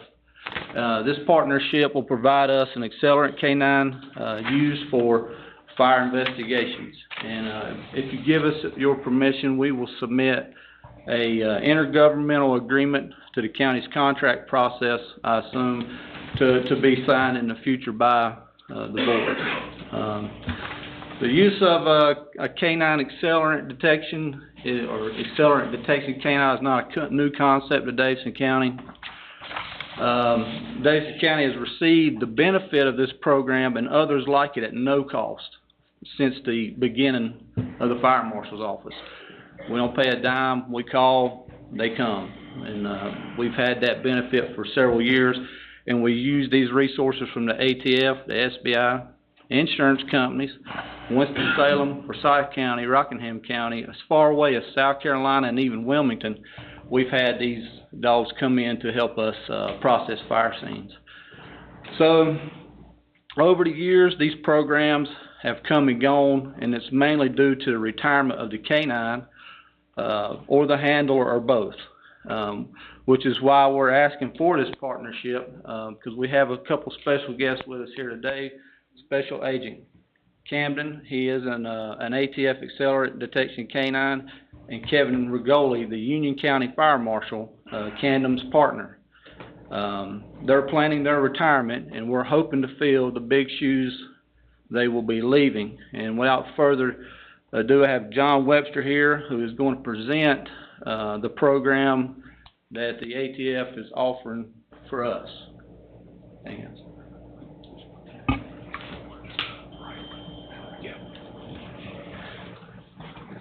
Good morning. Like Fire Marshal Danny Ward said, my name is John Webster. I'm one of the deputy fire marshals, and we're going to be presenting as soon as the video stops. I think you can hit forward and go. There we go. The Davidson County Fire Marshal's Office Accelerant Detection Program. Fire investigations are intricate and require a multitude of resources. The required resources range from a simple shovel to a complex living creature, such as the accelerant canine, or accelerant detection, such as Camden back here in the back. During the entire history of the Fire Marshal's Office, the use of a canine is called upon and utilized frequently. In fact, we just had one here Sunday to work a case that we had on the north end of the county. Like they said, due to progressing times, retiring resources, the ability to gain access to a canine is diminishing very rapidly. Kevin will be retiring next April. We're hoping to step in and fill that role. Why does the need exist? The Lexington Fire Department 3-year average is 97 fires, with 3 Lexington fires per year, so 3 set fires per year in the city of Lexington. The city of Thomasville has a 3-year average of 28 fires with 6 arson cases per year. Excuse me, you're kind of like me. I like to walk around when I talk. But are we recording this? Joel is streaming it. I'm not recording. Not recording, okay. But it is Well, streaming. Can we so- stay here? At least the folks in the audience will be able to hear. Okay, so, the annual fires that the Fire Marshal's Office investigate in Davidson County alone are 80 to 100 fires a year, with 12 arson cases per year. That does not include the numbers that we go to assist the city of Lexington or the city of Thomasville. So it's more realistically like 120, 130, maybe 140 fires per year that we assist or that we investigate each year. The ATF Canine Program. The ATF has the world's only scientifically based accelerant detection canine program, with 62 canine teams in the United States, 2 of those in North Carolina, and like I said earlier, 1 will be retiring next April.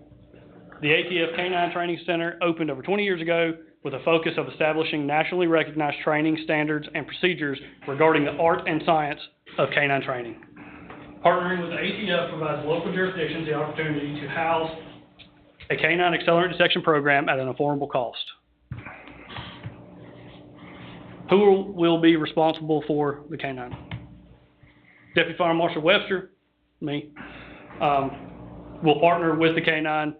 Special Agent Trigger is an example name. We came up with it just to, make you guys understand a little bit easier.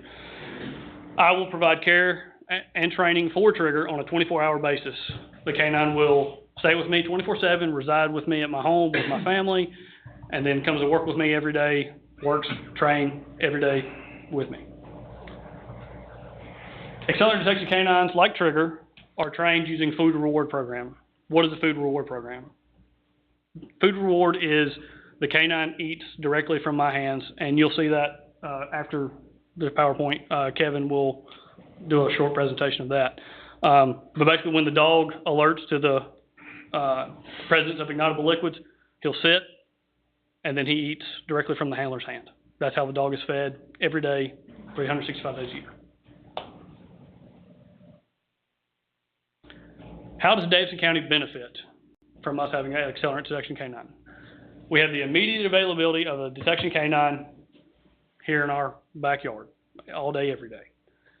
Davidson County Fire Marshal's Office personnel will receive priority world-class training in fire and explosion investigations offered by the ATF at no additional cost. So that gives us opportunities to go train and further our knowledge and education with the partnership with the ATF. During the prosecution of arson cases, the ATF will provide experts to testify on behalf of the training of the canine, Trigger, and myself. And John Bandel, Assistant District Attorney, is here, and he can answer anything to that effect. And if he can, ask him to speak on behalf of that. Very importantly, public outreach with the canine. We can go to schools, show children, talk about fire prevention, talk about smoke detectors, how to get out of the house, etc. Anything fire prevention related with the canine to further the public outreach. Partnering with the ATF. The ATF canine program is valued at $100,000 and will provide Davidson County with the following: the selection and purchase of Canine Special Agent Trigger, the initial training of the handler, and the initial training of the canine. The ATF will cover annual recertification of the canine team, and this will give the handler, me if approved, easy access to experts in chemistry, canine training, fire dynamics, etc. Additional assistance will be provided with the veterinary service. So we will contract with a vet here in Davidson County, and I'll also have access to the ATF's veterinary services that we'll talk to on a regular basis about anything from weight of the canine to injury of the canine, just exercise of the canine, etc. What is the cost to Davidson County? The annual cost to Davidson County is plus or minus $10,000. There will be a one-time cost of $12,000 for equipment, outfitting of the truck, training, supplies, etc. A 5-year commitment to the program with a total approximate cost of $50,000. Like I said, the whole program is valued at $100,000. We'll be getting the canine, the training, and everything for basically half price over the course of 5 years.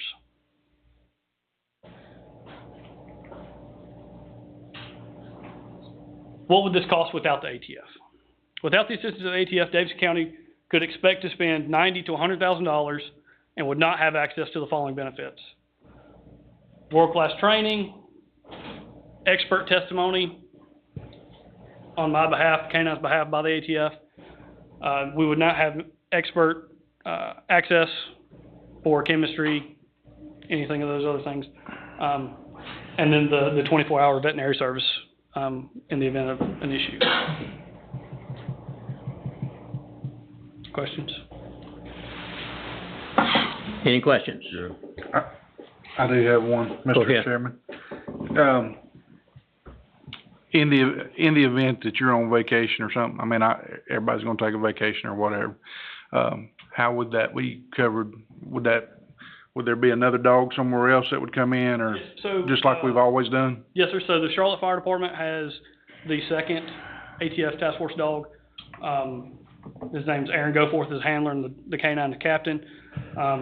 The way it will work is, if approved, he and I will discuss and plan strategically how we can. If I'm on vacation, and then he can cover vice versa, et cetera.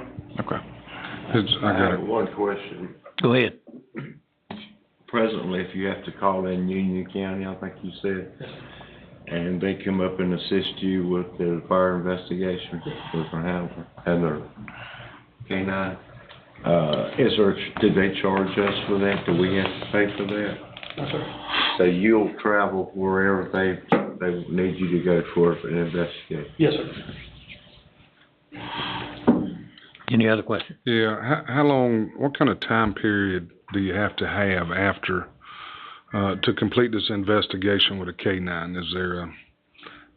That really comes more or less, the scenario, depends on, everything's different. So if somebody calls, what kind of time frame are they looking at? For example, Sunday, I felt like I needed a K-9 to come to see if there was flammable liquids in what we believe to be a set fire.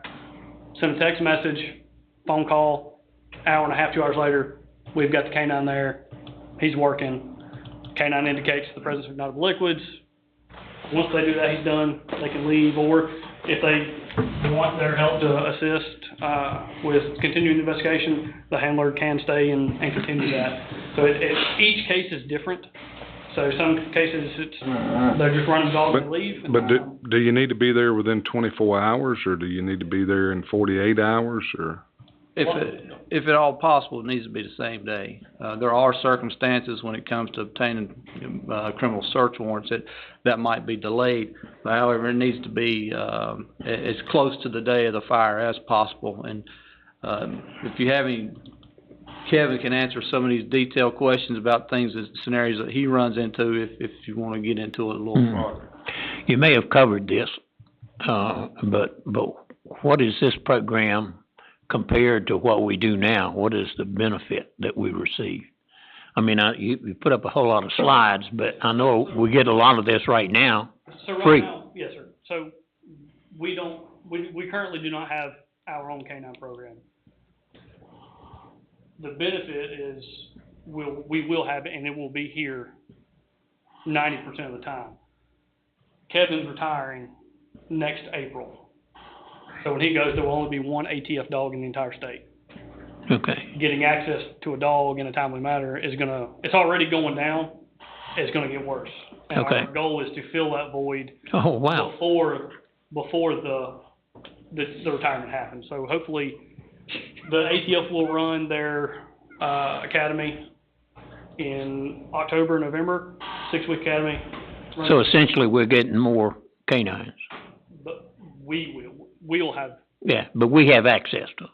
Yes, sir. Go ahead, sir. If I can speak for Union County, the reason we got in the program, it's a cancer initiative. You're familiar with what's going on in fire service today. We're finding that firefighters and fire investigators in particular are being attacked in increasing numbers with cancer, mainly brain cancer, bladder cancer. So I want to do a demonstration here in just a few minutes, but without a canine, we're basically scratching and sniffing our way through a fire scene. We're having to pull a respirator off, going this pattern, all the training, knowledge, and experience that we've got as fire investigators, we're saying, there's something irregular here. Hey, Floyd, scratch this. Does this smell like gasoline to you? Pick this up. Does it smell like gasoline to you? So what we're asking our employees to do is expose themselves to carcinogens so that we know where to put that piece of evidence in a can that goes to a laboratory for a chemist to analyze and say, yes, this is gasoline. Because to a fire investigator, what's in the can, once it's been before a chemist and they say it's gasoline, it's charcoal lighter fluid, and it came out of a kitchen, then somebody's got some explaining to do. Sometimes it does belong there, other times it doesn't. But that can, in an area from this size, is the same as a murder weapon and a homicide. That helps us get over that hurdle of being able to say it was Colonel Mustard in the study with the candlestick. Arson is one of the hardest crimes there is to prove across the nation. A lot of times it comes down to hoping that somebody confesses because it's so scientific now. But for me in Union County, it wasn't about trying to get a canine so that I could easily work my arson cases. For me, as the fire marshal, I wanted to keep my folks in their respirators. God made these dogs perfect many millions of years ago, and I get asked all the time, how many of them get cancer because you're making them sniff all the time? Well, the really cool thing about the physiology of a canine is their olfactory glands are right up at the front of their nose that they're bringing back here, so it's got to come all the way across those olfactory glands. And then you can hear these dogs when they're working. You can probably hear them at home if you've got them. You hear them blow out from time to time, like a sniff or a sneeze. And they've got a secretion that covers that. And for Camden, as he's getting all the ash and dust and things like that, well, thank goodness the good Lord made them the way they made them. He's blowing all that stuff out so he can go, yes, sir, this is gas plant. It's time to feed me, Dad. But on the backside, that also protects him as well. With the ATF, there's only been one dog that we are all aware of that's gotten cancer as a fire investigation dog, and they really believe that she probably had it in school because she was diagnosed at Texas A&M about 6 months after she and her handler graduated. But when you talked about why, for me in Union County, that was why, because I don't want to expose myself and I don't want to expose anybody that I work with to a dangerous environment. I was in the Army and I got exposed a lot and really didn't appreciate it, and that's why I'm not in the Army anymore. Yeah, we thank you. I didn't want to do that. And through the process of getting online with Camden, yes, the ATF asks you if you're available, you go. You go help the other agencies.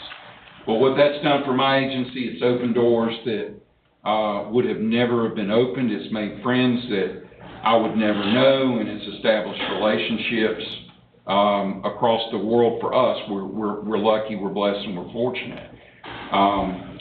Those relationships are as simple as, I have a significant fire in Union County. Well, I don't have the camera and the software management system that Davidson County has.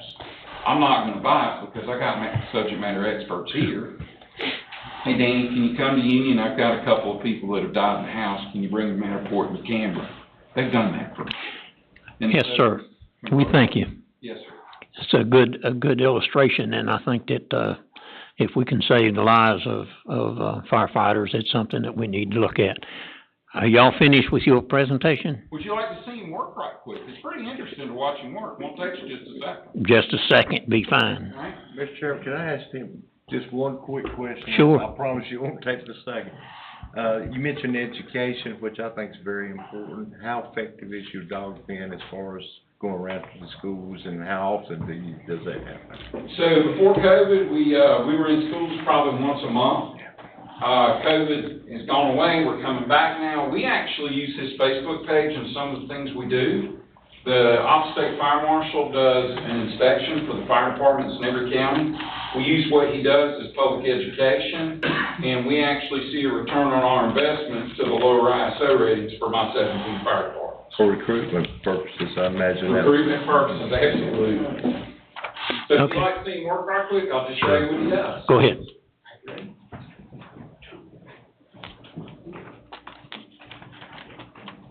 Chuck, watch out. I don't want him to get you. Good boy. So, as you can see, search along the room is where we come in and go, hey, maybe you need to take a sample here. Show. Where's the rest of it? That's what he's saying.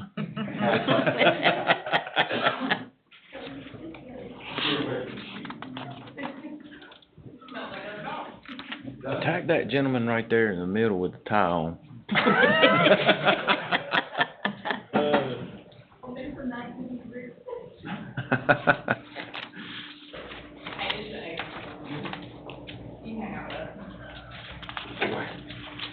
So think about trying to scratch and sniff this whole room versus the time that it took us to find those 2 points.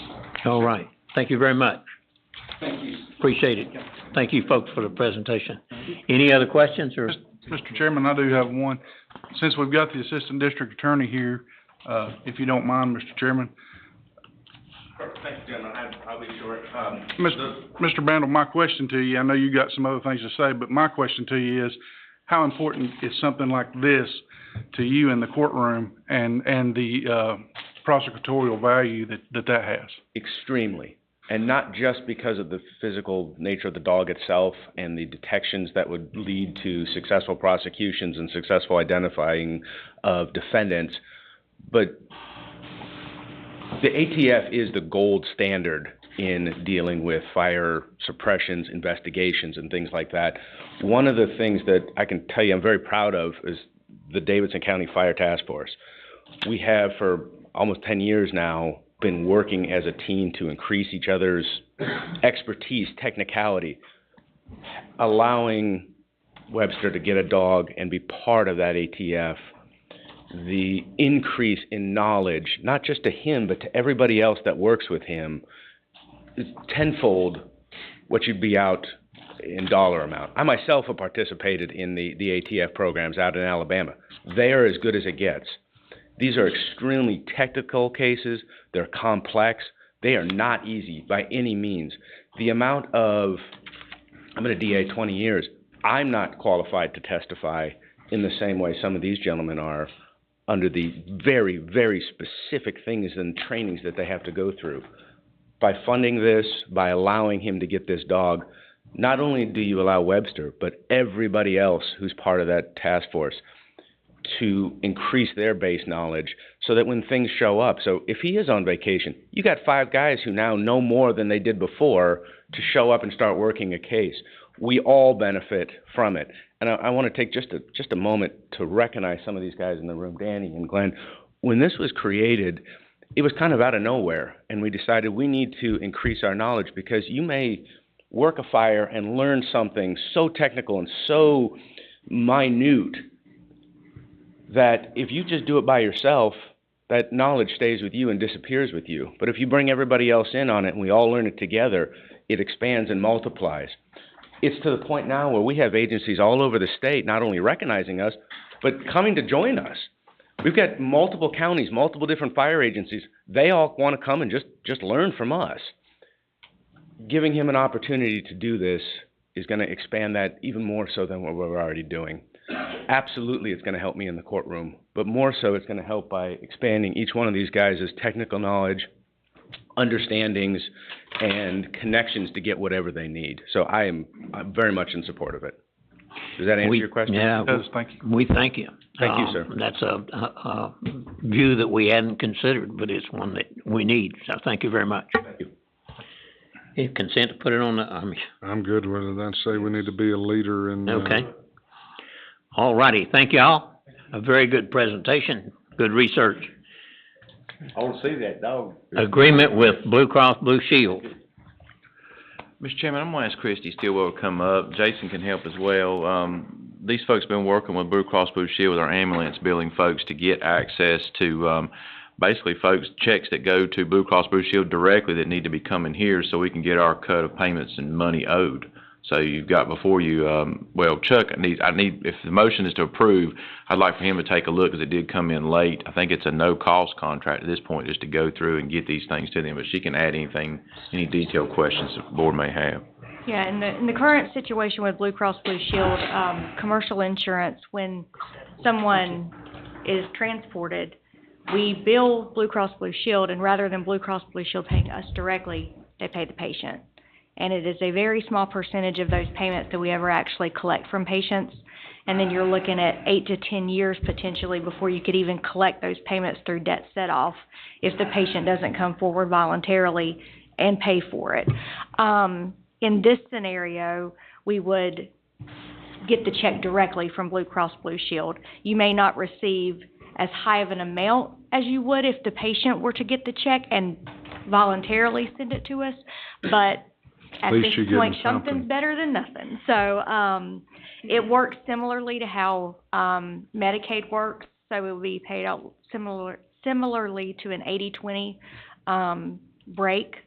But honestly, Lisa's really stepped up, done a ton of work to get the credentialing process, the application process done. So we're hopeful that you guys will agree that this is a good step forward for the county. Thank you, Lisa, for going the extra mile to, It does not include the Blue Medicare because they do go by the same guidelines as traditional Medicare. So we do go ahead and take that adjustment and we get those payments directly. It just includes the Blue Cross commercial and state Blue Cross. Yeah, it's a difficult thing to try to get people to pay money after they've collected it. It is, and. Any questions? Just how No much question? do you think this will increase the intake? Well, whenever I talked yesterday, I thought we would get the Medicare allowed amount, and we're gonna be getting just a few dollars more than the Medicare allowed amount. When I billed the other week, there was $144,000 sitting out there that the checks would be cut, that would go out to the patients. So, and our charges for 2023 would range between $584 to $840, and that is basic life support. And I pulled off a Medicare, for a charge of $623, we get about $574. So we would get just a little bit more for that from Blue Cross. And we would have to take that adjustment. But like I said, we do. Oh, I'm sorry, Lisa. That's okay. We do send a lot of folks to debt set off. Thank you. Yeah, and Commissioner Michelle, I was gonna say, last year, back in the summer, when we first started really looking at this in earnest, I think it was in June, we had run a report, and it was, at that time, at 180 days old, it was about $114,000 that had been Good sitting information. out there. Yeah. Good information. Any questions? This would be a big change. Comment? I need a motion and a second. If it's amenable to the board, Mr. Chairman, this one's time sensitive. They are asking for this April 13th. If I could get in the motion to have Chuck review it and upon him being okay, especially since it's a no-cost contract, if I could go ahead and sign and send it on, please. Yeah. So I can I meet my ask time. for a motion. Okay. I just wanna make sure. I make a motion that, Mr. Chairman, that, pursuant to Mr. Fry's office reviewing the contract, that, we approve this billing. Second. Second. Have a motion and a second. Any other questions, comments? All in favor signify by saying aye. Aye. Any opposed? Very good. We appreciate your work and your help. We look forward to a whole bunch more money. Since you're having such. All right, we'll have a closed session. Do I have a motion to go in closed session? So moved. Second. Take 5 minutes.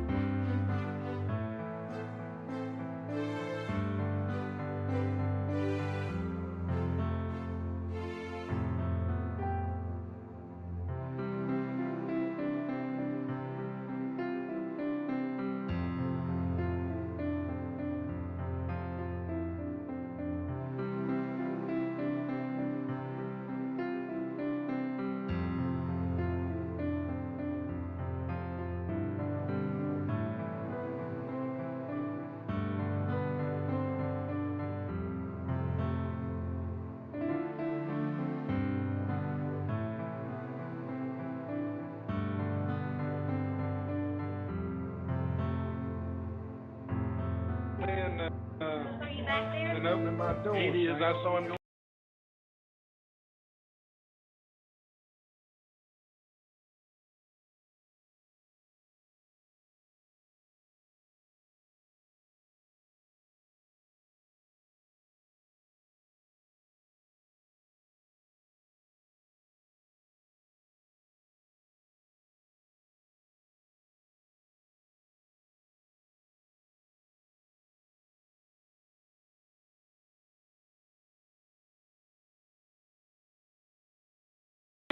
Go outside. I thought it was Miss gonna Debbie, be, do we have any more of these? Yes, we do, Mandy's got them in there. Okay. I'll have to grab some. with all those closed sessions, I was ready to, I was trying to push the stuff up. It's just stupid to just put a slide up there with stuff on it and then read it. I started, you did the job, just give us a. All right, Cliff notes of it. Few days. Yeah. What are we waiting on there? Beautiful up there. I think it'll still be a little cool. Mhm, it will be. April, I'm like, the hotel, double the cost Mm-hmm. in May, I'm like, I'll go May. Yeah. Steve? They're on business. Come on out, we ready to go? Tell them I gotta go to work. I've gotta go get a CT scan at the VA. I'd rather go to work. I'd rather go to work.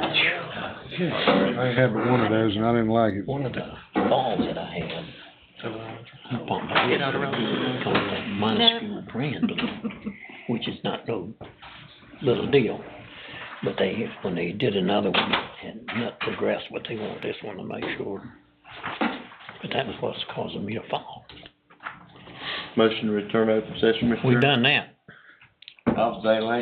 We need, Mr. Chairman, there were two matters that were considered in closed session. The first was attorney-client, and that was in the matter of the appeal of Lidl U.S. Operations LLC before the Property Tax Commission in 22 PTC 85. The board gave direction to council for further action with that. There was secondly a personnel matter, and the board gave direction to the county manager for further action on several issues. I believe those will be coming back before the board on Monday evening. okay. Thank you. That's all at this point. Thank you. Motion to adjourn. So made.